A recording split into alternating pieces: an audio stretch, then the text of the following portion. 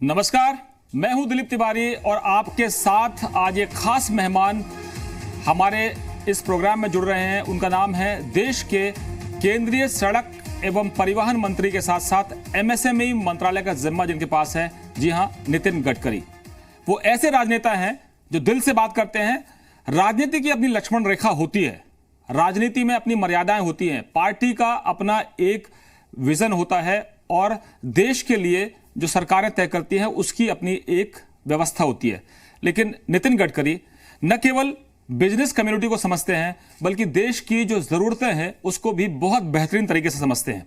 और बीजेपी के पूर्व राष्ट्रीय अध्यक्ष के तौर पर मैंने एक पत्रकार के तौर पर जब उनको कवर किया तो मुझे लगा कि हिंदुस्तान के कोने कोने में ऐसे बड़े नेता हैं जिनका विजन न केवल देश के लिए बल्कि पूरी दुनिया के लिहाज से बेहद अहम है। और हमारे साथ खास मेहमान के तौर पर जुड़ रहे हैं नागपुर से सीधे नितिन गडकरी जी। नितिन जी, बहुत बहुत स्वागत है आपका।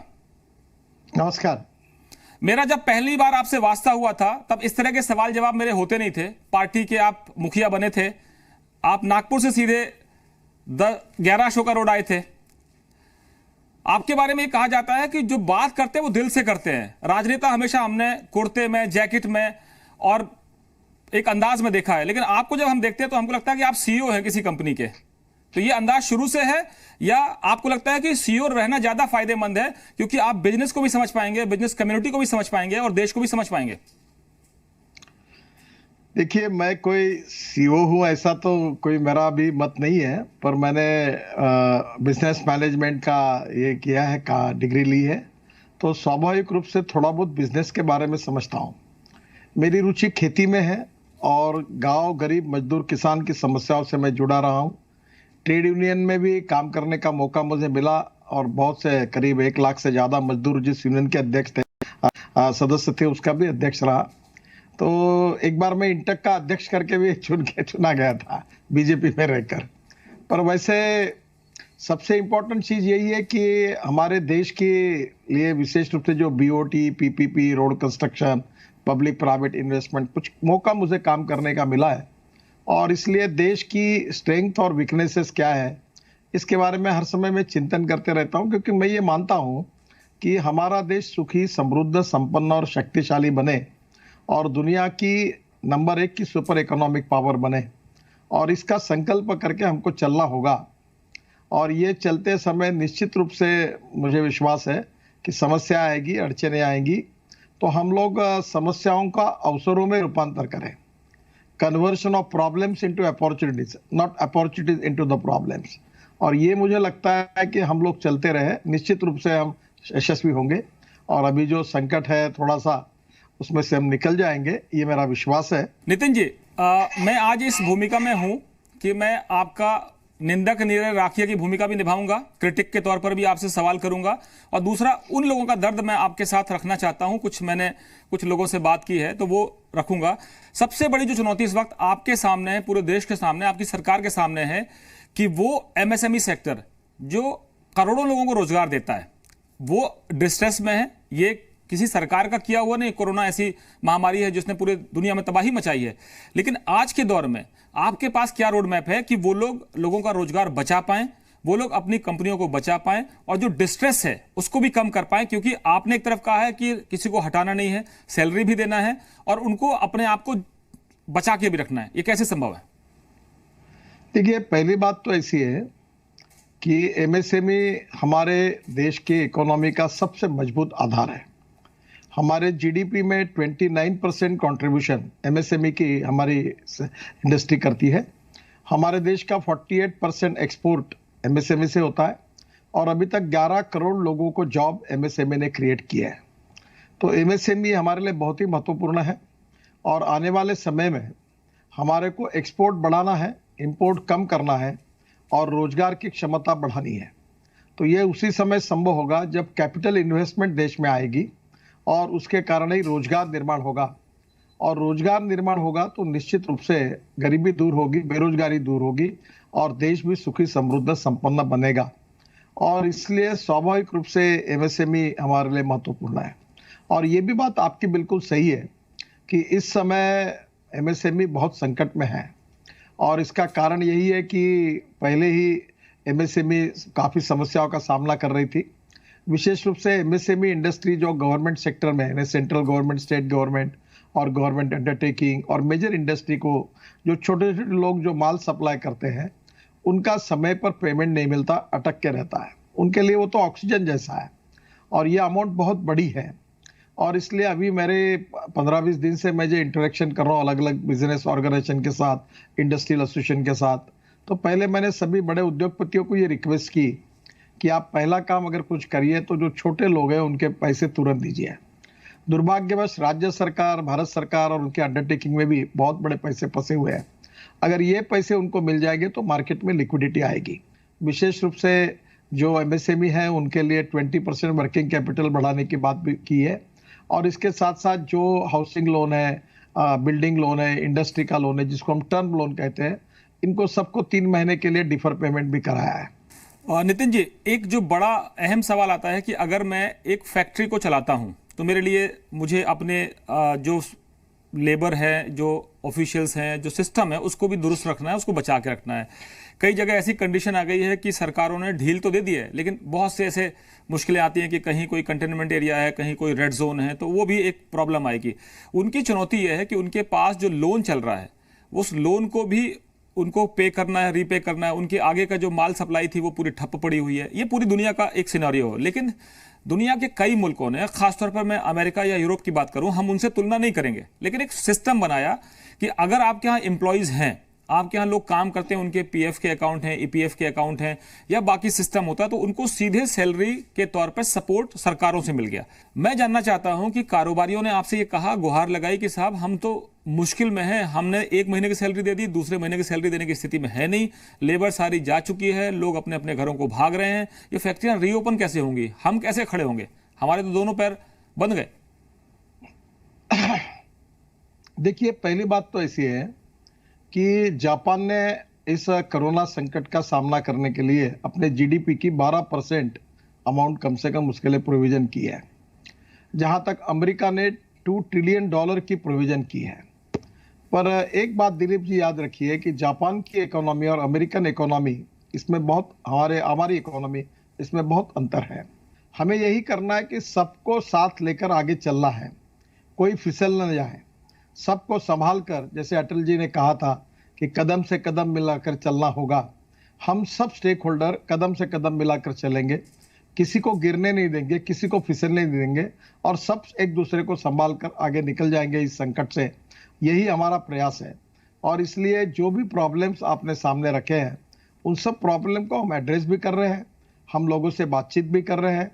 नितिन जी, अक्सर आपके बारे में कहा जाता है कि आप टास्क मास्टर हैं, बहुत टफ हैं टास्क के मामले में, कि आप डेडलाइन फिक्स करते हैं और कहते हैं काम पूरा करो, और जो घटिया काम करता है कई बार आपके हवाले से सीधा नहीं आता, आप कहते हैं कि जो गड़बड़ काम करेगा, जो भ्रष्टाचार करेगा, वो बुलडोजर के नीचे आ सकता है। अब मैं इस पर नहीं कहूंगा कि आपको, मैं चाहता हूं कि कोरोना के संकट में लाल फीताशाही, अफसरशाही, नौकरशाही, एक 3 दिन का काम होता है, उसको सालों लग जाते हैं। तो उद्योगपति पैसा डालना चाहता है, लोगों को रोजगार देना चाहता है, उसको इतना घुमाते हैं। तो क्या कोरोना के संकट में, कोरोना लोगों की जान लेने के बजाय अफसरशाही, लाल फीताशाही, ये जो पुलिस का अत्याचार, कई बार हमने पुलिस की नई तस्वीर देखी है, हीरो के तौर पे हम पुलिस को देख रहे हैं अभी, लेकिन ये लगातार हीरो बनी रहे कि वो उद्योगपतियों को, एमएसएमई के लोगों को या और भी रियल एस्टेट के लोगों को तंग ना करे। फिर दूसरा जो एक स्टेट के मामले है, ये आपके मामले नहीं है, क्योंकि मैं आपसे कह रहा हूं कि आप एक राजनेता हैं, आपका विजन जो है वो केवल भारत तक सीमित नहीं है। भारत को 5 ट्रिलियन इकोनॉमी की बात जब प्रधानमंत्री करते हैं तो उसमें आपका महत्वपूर्ण योगदान है, क्योंकि आपके पास सड़क परिवहन मंत्रालय है, लाखों करोड़ की आप सड़कें बना रहे हैं, एमएसएमई सेक्टर आपके पास है। मैं आपसे जानना चाहता हूं कि कोरोना क्या इस रेड टेपिज्म को खा जाएगा, उसको खाना नहीं चाहिए क्या? इस वक्त सबसे बड़ी चुनौती यह है कि आपकी मंशा अच्छी है, आपके प्रधानमंत्री की मंशा बहुत अच्छी है, आपकी राज्य सरकार है, जहां जहां देखो वहां भगवा झंडा लहरा रहा है। आप तो कहते हैं कि अटक से कटक तक, कश्मीर से कन्याकुमारी तक, हर जगह आप ही हैं, लेकिन ये रेड टेपिज्म कब खत्म कर पाएंगे गडकरी जी? देखो, पहली बात तो है कि कोरोना का संकट जो है, जो वायरस है, ये नेचुरल वायरस नहीं है, आर्टिफिशियल वायरस है।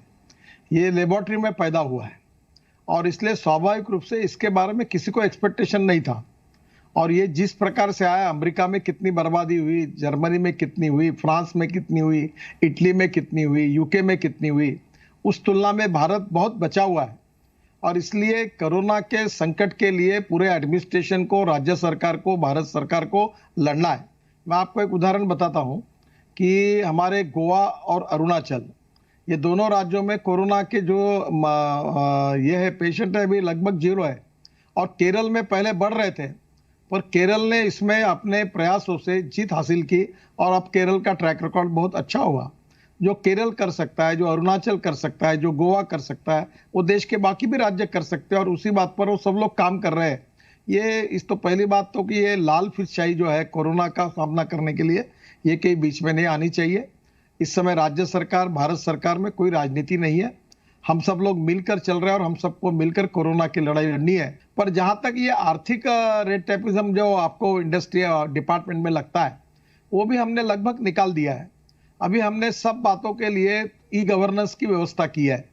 हमने तो 60 मिनट में लोन मंजूर करने की बात की, और अभी मैंने एक साइट पे देखा कि चाइना में केवल 3 मिनट में लोन सैंक्शन होते हैं।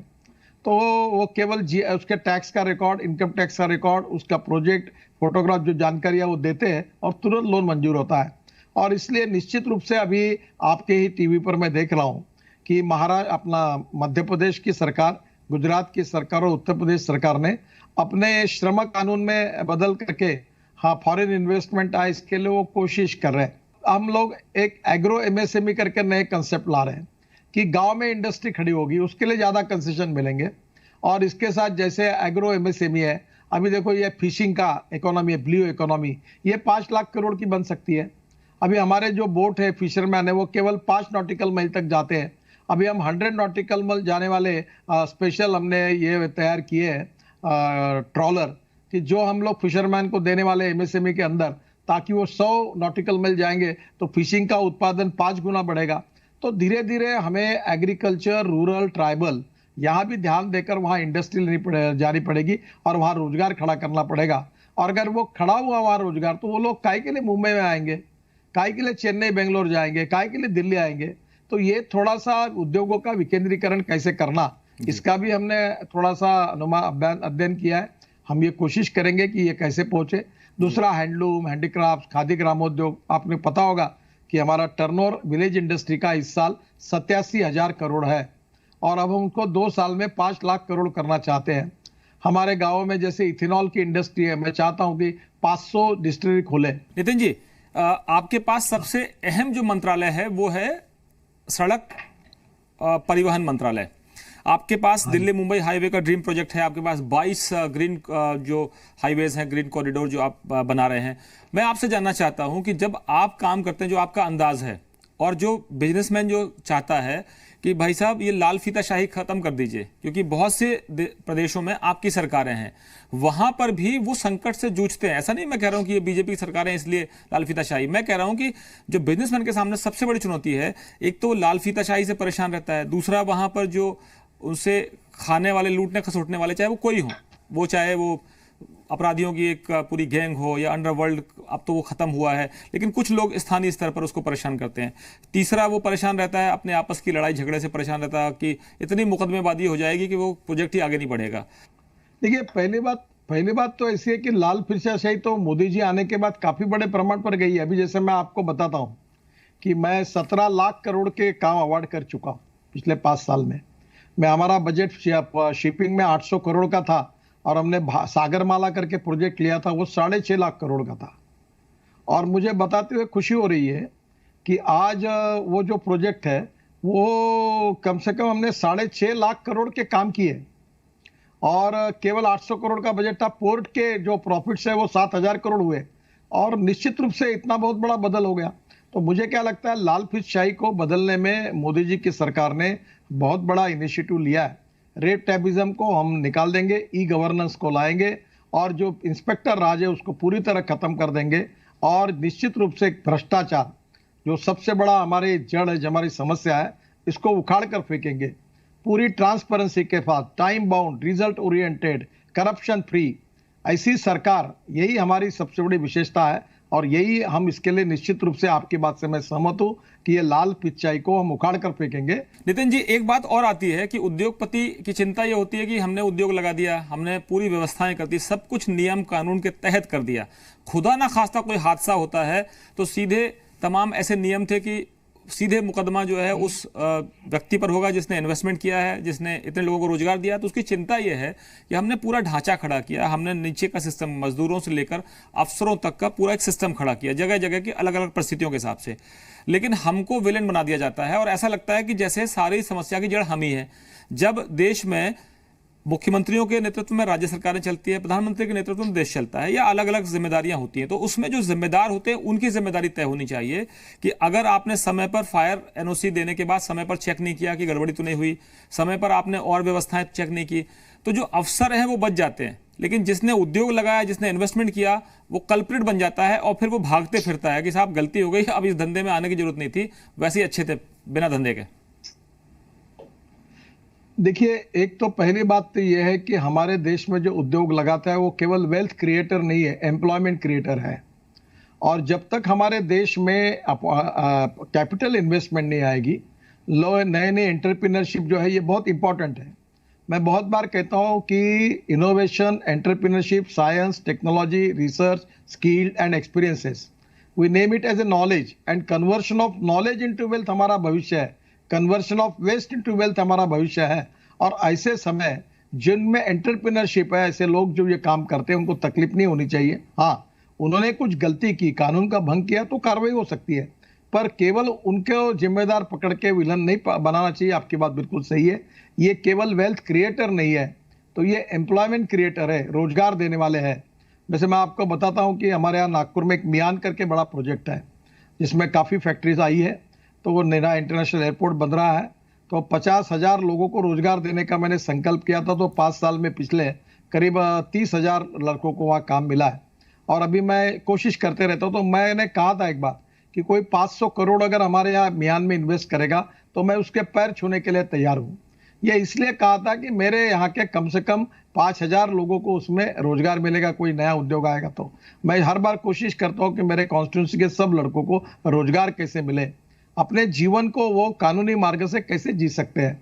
तो मुझे लगता है ये बहुत आवश्यक है, और इसलिए ये वेल्थ क्रिएटर नहीं है, ये एम्प्लॉयमेंट क्रिएटर है। क्रेडाई जो हमारी रियल एस्टेट कारोबारियों की जो संस्था है, उसका क्या चिंता है इस वक्त रियल एस्टेट को? लेकिन सीधे आपका डिपार्टमेंट भले ना आए, लेकिन आपकी सरकार है, आप सरकार में प्रमुख मंत्री हैं, इसके करीब देश भर में 20,000 मेंबर्स हैं, और उनका क्या एक आपसे एक निवेदन है, जरा आप सुन लीजिए पहले, फिर मैं आपसे सवाल करता हूं।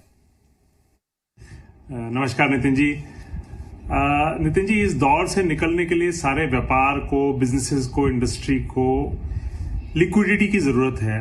अगर सरकार आरबीआई के साथ मिलके ऐसी इंस्ट्रक्शंस बैंकर्स को दे और ऐसा कंफर्ट दे कि वो सब बिजनेसेस को जितनी भी उनकी सैंक्शन लिमिट्स हैं उसमें 10 से लेकर 20% तक और एडवांसेस दे दिए जाएं, क्या कहेंगे नितिन जी? नहीं, इनका कहना सही है। इस समय रियल एस्टेट के लिए ही नहीं,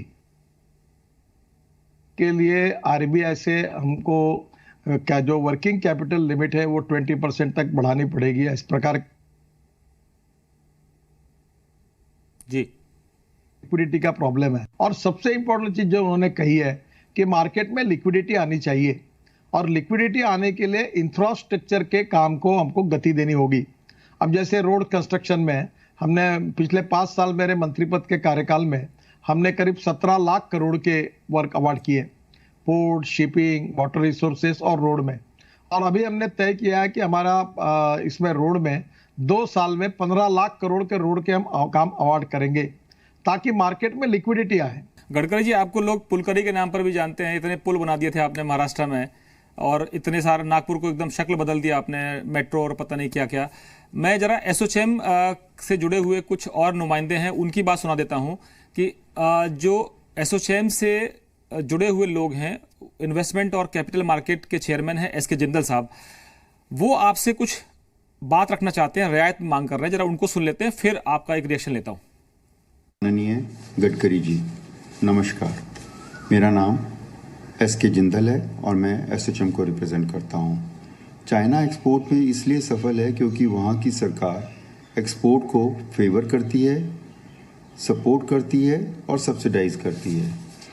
31 मार्च 20 तक जो इंटरेस्ट इक्वलाइजेशन स्कीम हमारे एमएसएमई सेक्टर को अवेलेबल थी, अनिश्चित काल के लिए बंद हो गई है। मेरा सुझाव है कि आप इसको और ख़राब होने से बचाएं और इंटरेस्ट इक्वलाइजेशन स्कीम को 5 साल के लिए और बढ़ा दें। समय चाइना ने जो जो प्रयोग किए थे उनका सबका हम अध्ययन कर रहे हैं। जैसे अलीबाबा का एक था कि उन्होंने पोर्टल बनाया मार्केटिंग का, तो उसी आधार पर हम भी देश में एक एमएसएमई को पोर्टल बनाने की कोशिश कर रहे हैं। और इसलिए आने वाले समय में इस संकट का रूपांतर, इस आर्थिक लड़ाई का रूपांतर आपत्ति का हम इष्टापत्ति में करके हिंदुस्तान को सुपर इकोनॉमिक पावर बनाएंगे। और हमने इस परिस्थिति का एडवांटेज लेना चाहिए, एक्सपोर्ट को बढ़ाना चाहिए, इंपोर्ट को कम करना चाहिए। और स्वाभाविक रूप से हमारी जो एमएसएमई है उन्होंने अपनी टेक्नोलॉजी को अपग्रेड करना चाहिए और फॉरेन इन्वेस्टमेंट अपने यहाँ लाने की पूरी कोशिश करनी चाहिए। हम भी इसके लिए काम पे लगे, राज्य सरकार भी लगी है। मैंने ज्वाइंट सेक्रेटरी इसके लिए जिम्मेदारी दी है। सभी देश के एम्बेसडर से भी हम बातचीत कर रहे हैं और ये बिल्कुल सही है। जो बात अभी जिंदल साहब ने कही है कि ये जो स्कीम के बारे में, तो मुझे भी लग रहा था कि ये स्कीम शुरू है, पर मुझे इसकी अभी जानकारी नहीं है। पर ये इनकी बात पर मैं तुरंत ध्यान दूंगा और इसको एक्सटेंशन देने के अगर दे सकता हूं तो पूरे देने का काम करूंगा। और मैं उनको ये कहूंगा कि जैसे भी ये लॉकडाउन बंद होता है और मैं दिल्ली में आता हूं तो मुझे मिलने के लिए आइए, जरूर मैं इसका समाधान ढूंढकर आपको मदद करूंगा, ऐसा विश्वास देता हूं। मैं आपसे पूछना चाहता हूं कि यूपी की सरकार ने, एमपी की सरकार ने और कई सरकारों ने अपने अपने लेवल पर एफर्ट्स किए हैं, चाहे वो गुजरात की सरकार भी हो। क्या नेशनल लेवल पर ये बताते हुए ना बताते हुए डिप्लोमेसी को आप बेहतर समझते हैं, इंटरनेशनल पॉलिटिक्स को आप बेहतर समझते हैं, इंटरनेशनल जो पूरा एक एटमॉस्फेयर इस वक्त चाइना के खिलाफ है उसको आप बेहतर समझते हैं, क्योंकि आप वर्ल्ड वाइड, आप बहुत वाइडली ट्रेवल्ड पॉलिटिशियन भी हैं। तो अगर मैं बात करूं कि एक काउंटर स्ट्रेटेजी बनानी पड़ेगी आपको कि दुनिया इस वक्त हमारी तरफ देख रही है, चाहे वो मेडिसिन का मामला हो, चाहे वो और भी सप्लाई का मामला हो, मेडिकल से जुड़ा हुआ हो, दुनिया इसलिए भी देख रही है कि हम इतने मुश्किलों में रहने के बावजूद मजबूत रहते हैं। हम अमेरिका की तरह नहीं है, हम इटली की तरह नहीं है, हम बाकी यूरोपियन कंट्रीज की तरह नहीं कि हम घुटने टेक दें, क्योंकि हम लड़ने में माहिर माने जाते हैं और कम चीजों में गुजारा कर लेते हैं। और वसुधैव कुटुंबकम हमारी पॉलिसी है। मैं आपसे जानना चाहता हूं एक मंत्री के तौर पर कि फ्यूचर में क्या ऐसा कोई रोड मैप होगा कि सारी सड़कें चाइना की बजाय हिंदुस्तान की तरफ आ जाए? हमारी ये सबसे बड़ी प्रायोरिटी है कि जितने ज्यादा से ज्यादा उद्योग चाइना से निकलेंगे वो हिंदुस्तान में कैसे आएंगे। और ये हमारे यहाँ आकर, हमारा जैसा चाइना आज एक सुपर इकोनॉमिक पावर बनने के लगभग बन चुका है, वैसे स्थिति में चाइना को रिप्लेस करके हम एक सुपर इकोनॉमिक पावर बनने का कैसे बनेंगे, इसका उपयोग इस आपत्ति का इष्टापत्ति में रूपांतरित करके हमको करना होगा। और हम जरूर पूरी ताकत के साथ लगे। इतना ही मैं कहना चाहता हूं, ज्यादा बात करना उचित नहीं होगा, पर ये इसके पीछे हम सब लोग लगे हैं, ये आप विश्वास रखिए। एसोचैम के पूर्व चेयरमैन अनिल अग्रवाल भी आपसे कुछ कहना चाहते हैं, उनको सुन लेते हैं, फिर आपका जवाब लेता हूं। Start working from home, it is necessary that we relax the master plan regulations which permit presently only the chartered accountants and the advocates to work from home.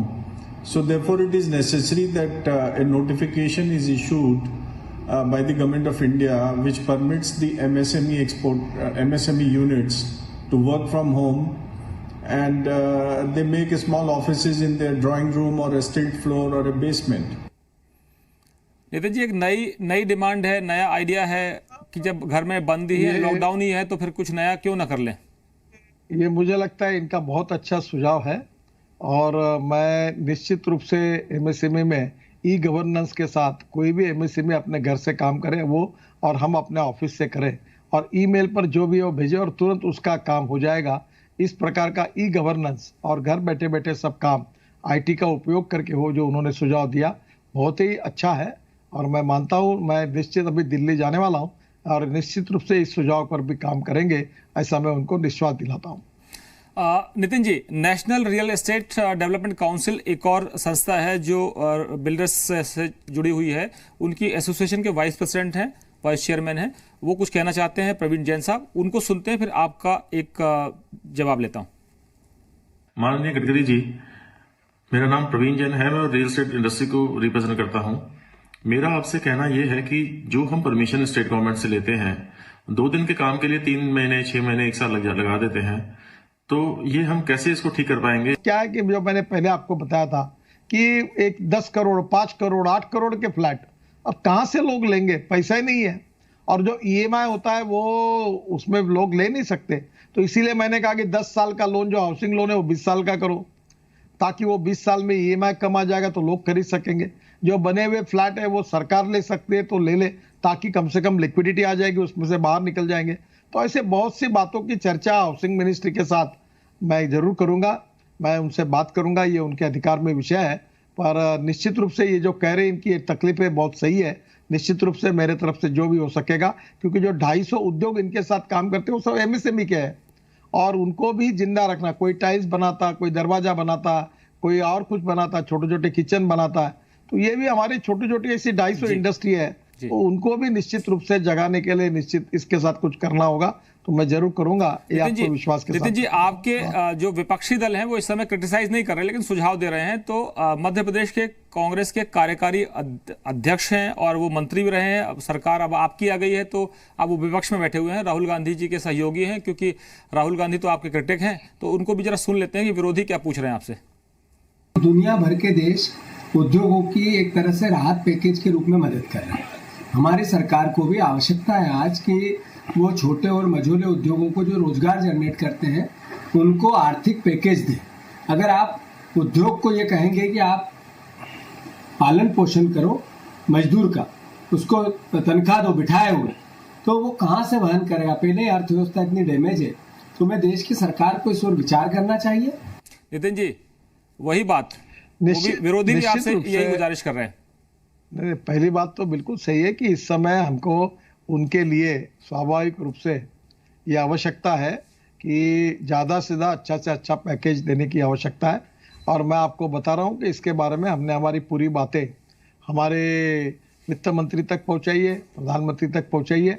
और मैंने आपको पहले इसमें कहा था कि इसकी घोषणा करना मैं बोल नहीं सकता, इसकी चर्चा करना भी उचित नहीं होगा, पर जल्द से जल्द इस प्रकार की कोई घोषणा होगी, इस पैकेज की घोषणा होगी, ऐसी मैं उम्मीद करता हूं।